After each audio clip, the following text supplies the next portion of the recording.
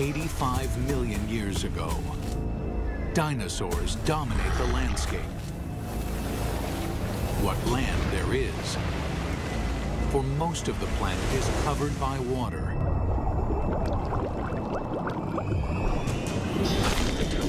These vast oceans are a cauldron of violence, a world much more dangerous than the land above.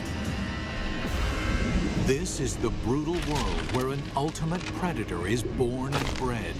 This mosasaur was the most dangerous creature in the most dangerous ocean ever. It's 45 feet long. It's the size of a Greyhound bus.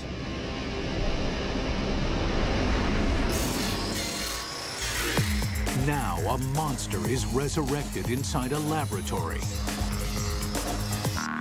and its killing secrets revealed. This is a mosasaur, and this is a megabeast.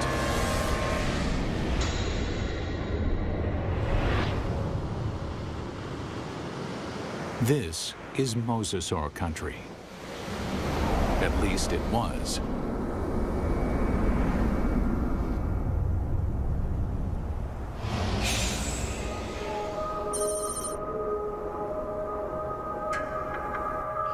Where I'm standing would have been the bottom of the western interior sea about 85 million years ago.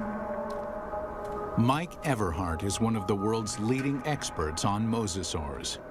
The horizon would have been ocean for as far as you could see. The seaway stretched for hundreds of miles from where we're standing. At this time, the climate is warmer, so there are no polar ice caps. Sea levels rise until well over 80% of the planet is covered with ocean. The center of North America was covered with water from Nevada to Missouri, from the Gulf of Mexico on up past the Arctic Circle. The floor of this ocean, known today as the Kansas Chalk, was created by billions and billions of nanofossils, the shells of tiny plankton that drifted down and were deposited on the seabed. What we're looking at here is literally hundreds of thousands of years of deposition on the sea bottom of the western interior sea. What we see back here is roughly an inch per 700 years to build up that much chalk. So there's untold billions of these animals there. And entombed in this chalk are giant fossils of mosasaur. In the late 1830s, the bones of the beast are first uncovered in North America. This is where the mystery of the mosasaur begins, because nobody can say just what this creature is. It is a question that first arises when a massive skull is found near the Meuse River in Holland. The first guy who looked at it thought it was part of a fossil whale. It was also thought to be the jaws of a crocodile, a giant lizard, and one person even suggested it was a dragon slain by a medieval knight. A French paleontologist described it as a mosasaur, meaning Meuse River reptile. Eventually, the American bones are matched up with the earlier fossil find in Europe and correctly identified as a mosasaur. Over the next 80 years, as scientists begin the serious hunt for dinosaur fossils, a pattern emerges. In every corner of the globe, they find mosasaur bones. This points to one conclusion: no other predator has ever dominated the planet like the mosasaur. This guy weighed 8 tons. It could easily swallow a full-grown human male whole, just like a tater tot. Scientists investigating mosasaurs realized that nothing on Earth could have stopped them. It took a cosmic catastrophe to end their reign.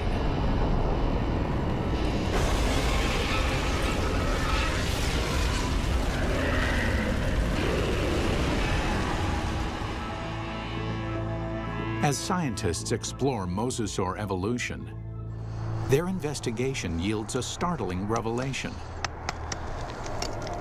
The ocean's top predator came from the land.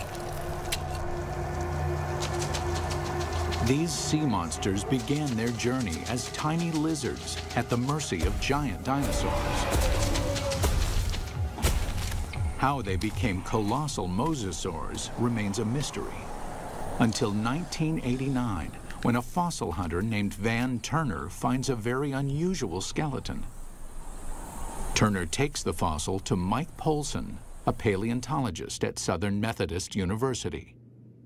When Van came across the first pieces of Dinosaurs, he immediately recognized it as some sort of mosasaur. Named Dinosaurs after its discovery in Dallas, Texas, the bones were pieced together. Then, scientists connect the dots. Dinosaurs is an interim form, a missing link between mosasaurs and the tiny terrestrial lizards that are their ancestors.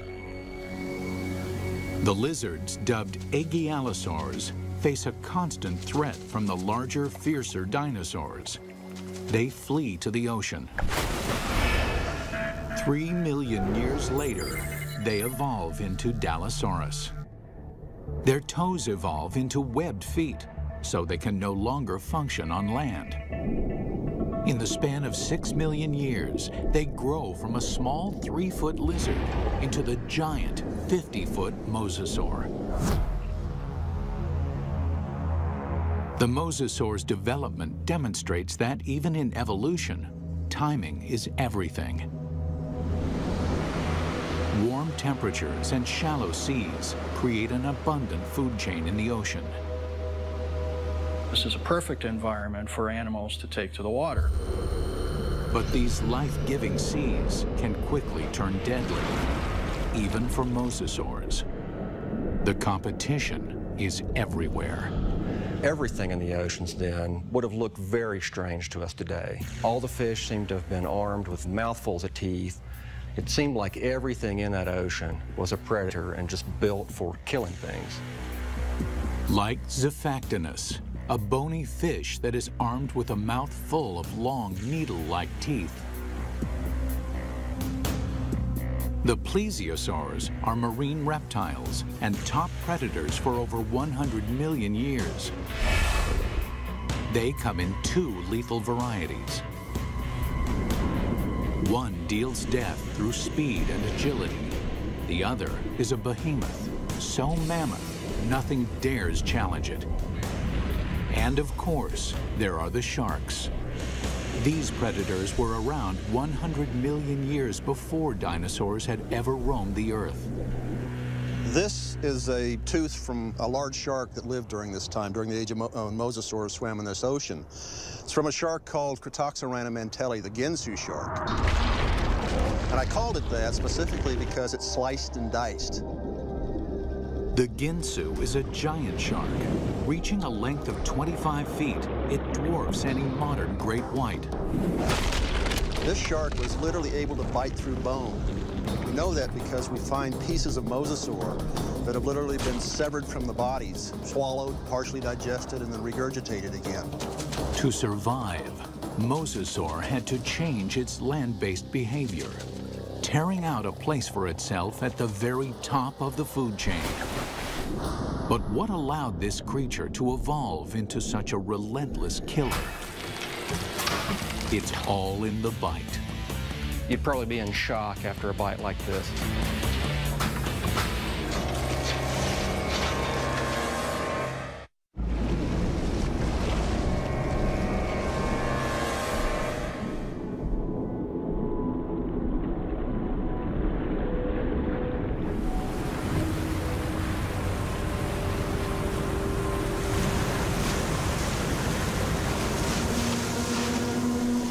Taking her up!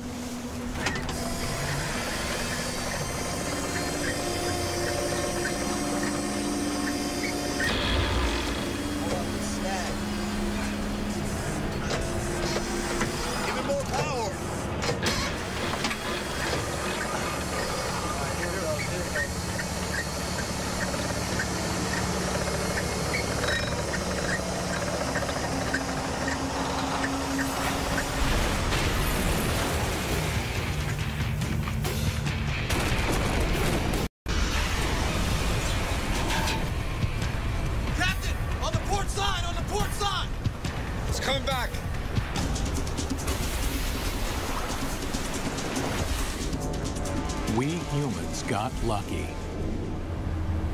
We managed to miss out on the mosasaur.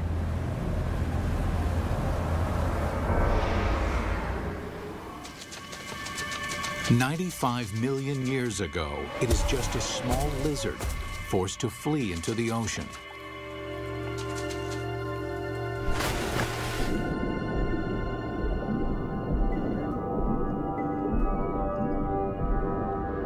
Within 6 million years, it grows into one of the most successful predators of all time. But what made the mosasaur such a monster killer? Millions of years of evolution created a perfect formula for the perfect killer. This is how you make an apex predator. First and foremost, breathing. Like whales, mosasaurs can spend long hours submerged in the sea, but they still have to come up for air.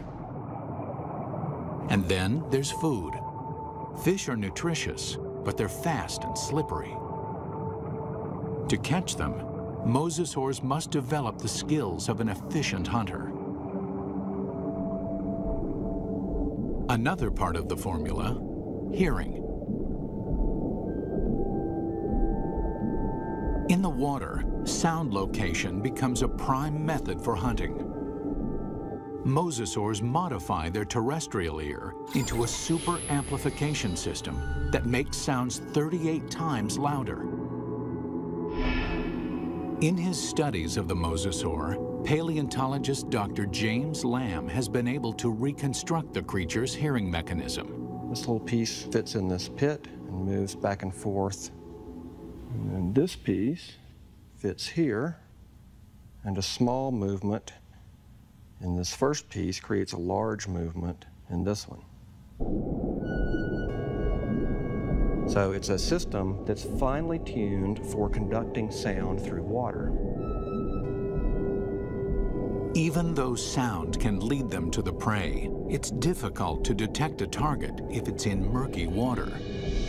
Here, mosasaur would have the advantage by using the keen sense of smell inherited from its land-based ancestors.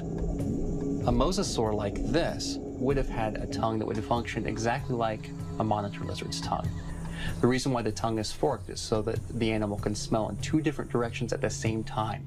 This is smelling in stereo. One more addition to our killing formula: sonar. The last piece in the puzzle is this set of nerves that run down the side of the upper jaw and especially are concentrated here in the snout. And it's a system for detecting the pressure wave given off by the prey. Mosasaur uses this pressure wave sonar to hunt, much like modern killer whales use echolocation. All these adaptations mean mosasaur has a good chance of locating dinner, but they still have to catch it.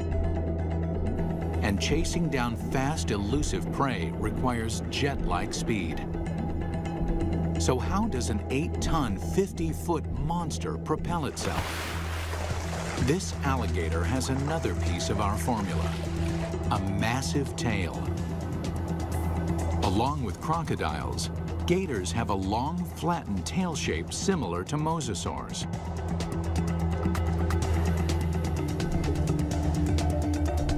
They use the whip-like action of their tails to move quickly through the water.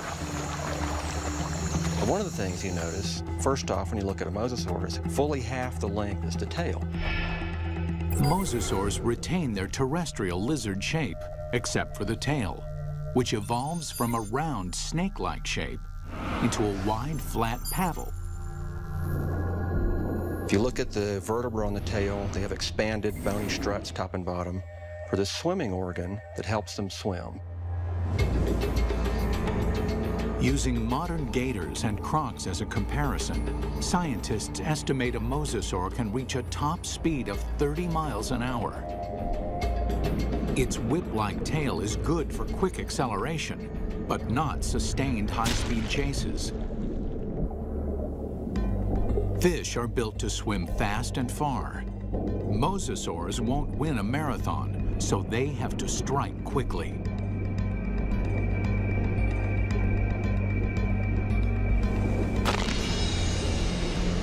Which means this enormous beast has to somehow hide its 50-foot body and ambush its prey. Imagine that this animal is sitting on the bottom, takes a deep breath, it just waits there for something to swim by close enough that it can get that sustained burst of speed to go out and catch it. Speed and surprise are two critical elements, but mosasaurs also need agility. That's where the paddles come in. They propel themselves with the tail, they steer with the paddles. These paddles are short and strong, allowing this long lizard to corner on a dime. Like flaps on an airplane wing, the paddles create drag, which makes them turn. For mosasaurs to be successful underwater, there was one land-based trait they absolutely had to jettison: their sensitive inner ear. The inner ear controls a creature's sense of balance. For land-based predators, maintaining balance is critical. If they stumble, their prey escapes.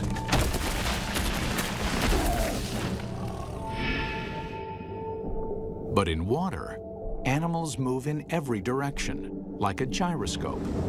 An animal with a sensitive inner ear can quickly become dizzy and disoriented.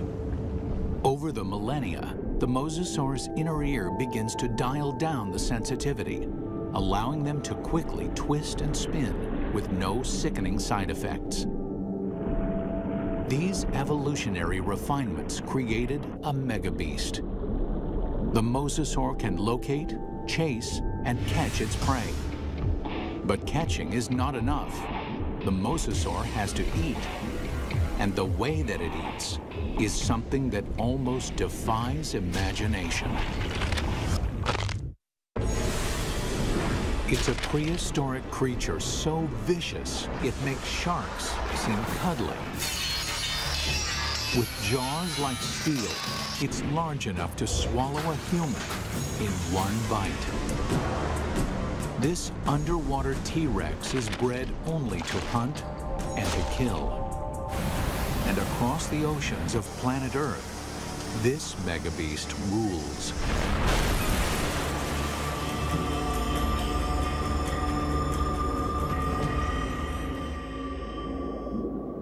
But 95 million years ago, mosasaurs had some serious competition from a familiar denizen of the deep, the shark. Prehistoric sharks, like their modern cousins, are vicious and durable, traveling vast distances, ripping apart any creature that gets in their way. Sharks had been around for over 250 million years when mosasaurs evolved onto the scene. At that time, the largest, fiercest shark in the water was the giant Ginsu shark. The Ginsu would have, of course, looked very much like a modern great white, a very big, heavy-bodied shark. At a length of 25 feet, the aptly named Ginsus are over 10 feet longer than a typical great white. With mosasaurs and Ginsus hunting in the same waters, one thing is certain: there will be blood. There was quite a competitive relationship going on when the big sharks and the mosasaurs were running into each other frequently. And at least at first, the mosasaurs were losing a lot. There's definite evidence that sharks attack mosasaurs. You can see right here that there are clear bite marks from the arc of the mouth of a shark that was attacking. These big sharks carved up a lot of mosasaurs. So we find shed teeth, we find bones that are severed during this time.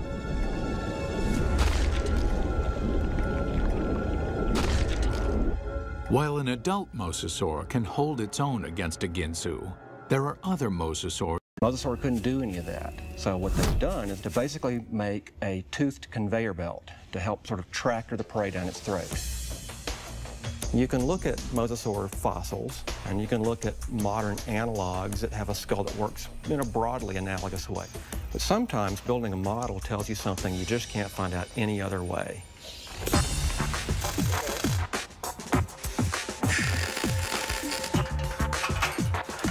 Dr. Lamb works with Real Effects in North Hollywood, California to build a life-size mosasaur skull, complete with a set of death-dealing jaws.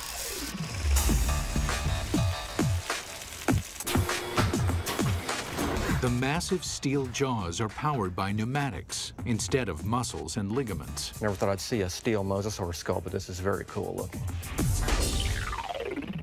We've got 3 pneumatics. We've got 2 operators to run it, and we've reduced it to 3 basic motions. One set of pneumatics opens and closes the jaws. One set moves it backwards and forwards. And the third set runs the pterygoids in the roof of the mouth. The pterygoids are the terminator teeth.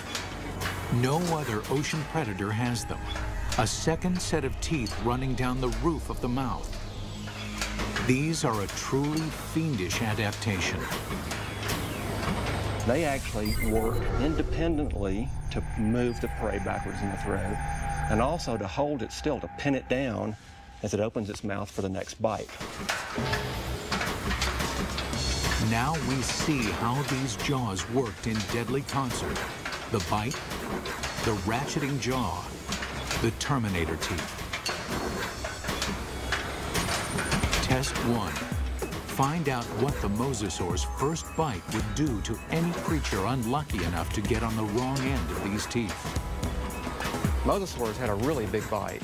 So we've got a piece of foam that would be about the same size as an 8 or 9 foot long shark, or maybe part of the neck of a long-necked plesiosaur. We're going to put it sideways in this mosasaur model's mouth and just see exactly what would have happened.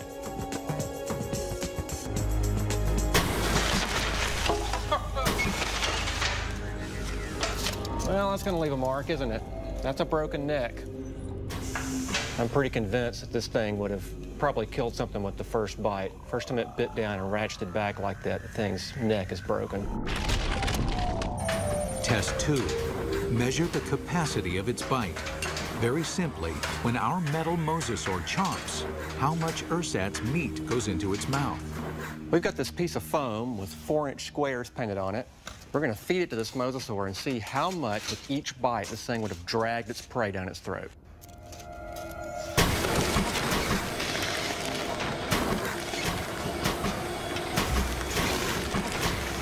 In one bite, our mosasaur easily consumes 4 feet of flesh.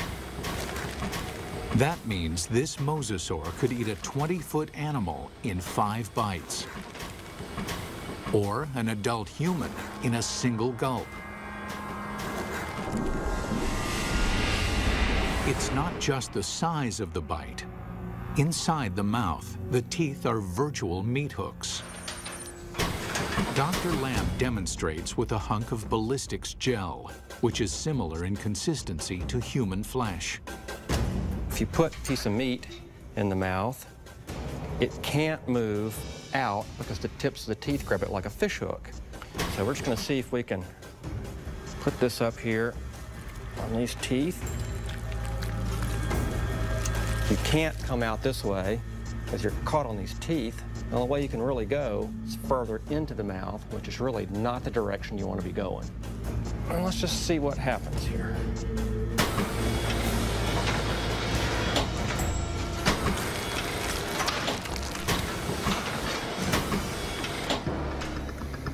Well, I don't think there's any doubt that you wouldn't want to be a swimmer in a late Cretaceous ocean. You can actually see tooth marks where it just cut right through about 10 pounds of flesh like it was just butter. That would be nasty. The only good thing about this is that you'd probably be in shock after a bite like this. Maybe you wouldn't feel the rest of it. Final test. How the jaws perform eating simulated live prey. The first fish is immediately trapped on the barb-like teeth. And the rest? Well, straight down the old mosasaur hatch.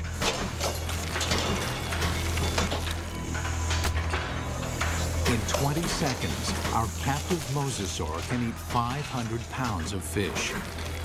Why? It doesn't bother to chew them.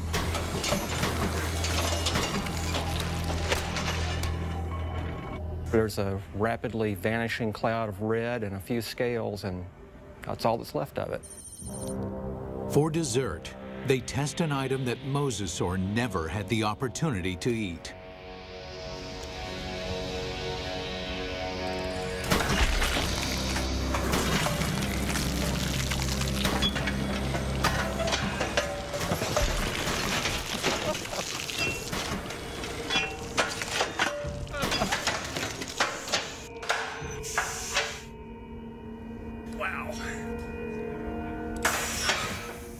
Well, I'm not sure what we learned by that, but that was quite satisfying.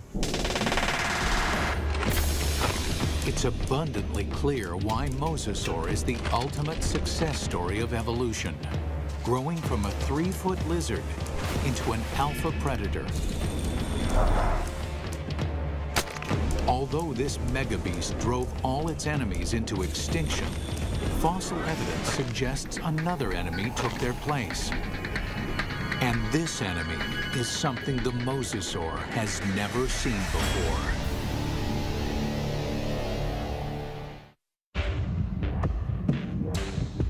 From its humble beginnings as a 3-foot lizard, the mosasaur evolved into the most dominant megabeast the world has ever seen.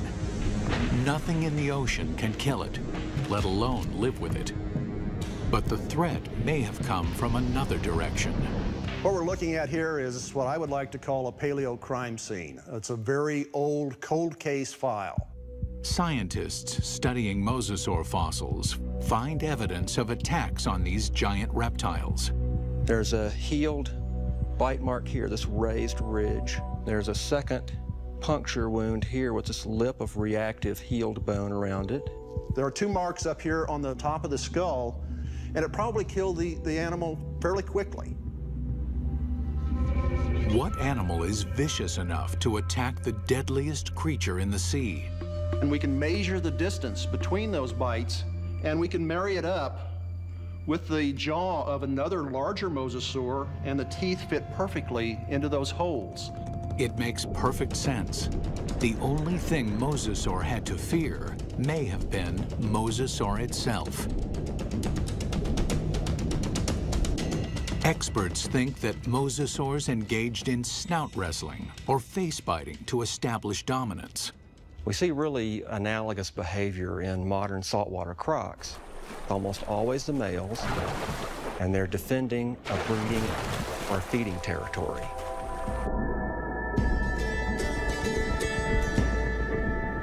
A mosasaur battle unfolds like a bizarre undersea ballet.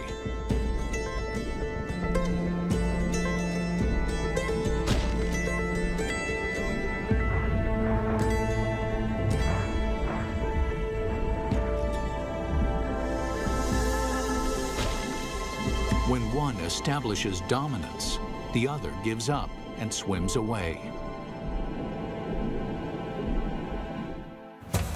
This type of competition is common animal behavior.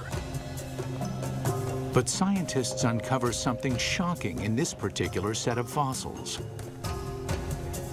Evidence that suggests not simple predation, but something close to murder.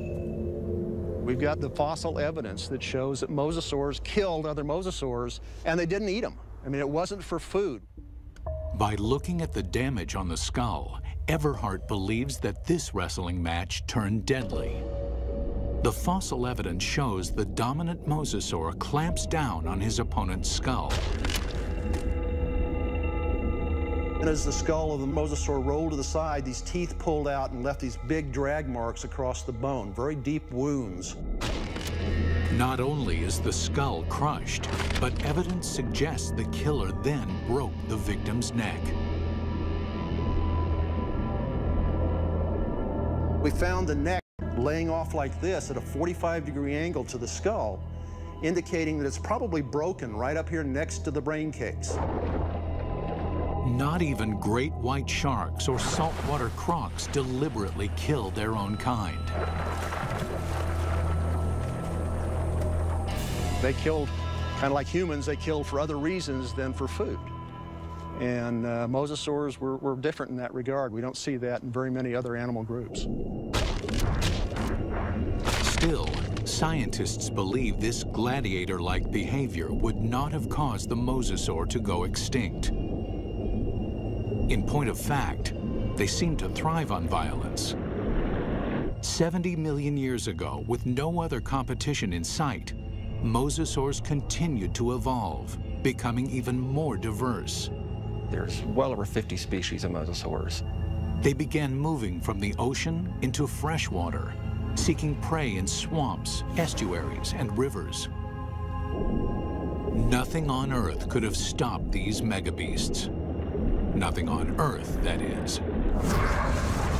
It took a 6-mile-wide chunk of rock that slammed into the Earth 65 million years ago to end the reign of the mosasaur. We're talking about something that released as much energy as every nuclear weapon on the planet, times 1,000, set off all at once. The magnitude of this blast causes a shockwave of earthquakes and volcanoes. Mega tsunamis race across the oceans. A cloud of superheated dust and molten rain fills the atmosphere, blocking out almost all of the sunlight. This devastates the food chain.